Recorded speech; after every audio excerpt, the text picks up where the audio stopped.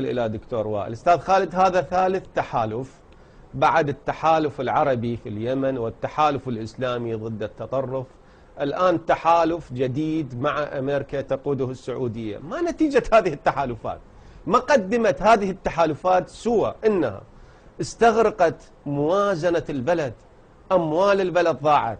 دكتور خالد، في كتاب أميري لرئيس مجلس الوزراء السعودي يتحدث عن 250 مليون ريال استعدادا لاستقبال ترامب. بس استعدادات ترامب راح تكلف من المملكة 250 مليون ريال يا دكتور. هل معقول هذا الكلام؟ هاي أموالكم، هاي أموال عربية إسلامية راح تقدخ تنتهي تهدر. تفضل.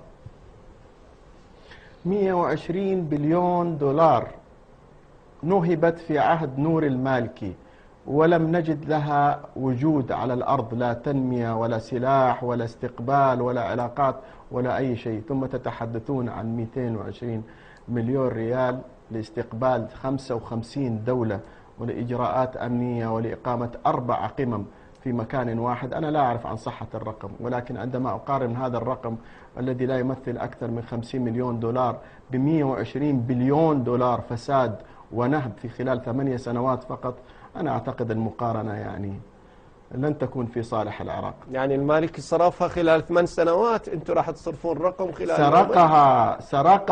سرقها في خلال 8 سنوات، ليته صرفها على البلد. اسمح لي، نحن نصرفها يعني على البلد. 8 سنوات العراق في بناء، كان يصرف يعني رواتب موظفين وخدمات. لا، هذا تقرير الحكومة العراقية يا سيدي، ليس تقريري، يقول أنها نهبت ولم تصرف، هذا غير ما صرف على البلد. أرجو الرجوع إلى التقرير الذي صدر عن الحكومة العراقية الحالية. طيب، واضح أنه المملكة العربية السعودية دكتور وائل فاهمة خطواتها، فاهمة أين تتحرك، أين تنفق أموالها.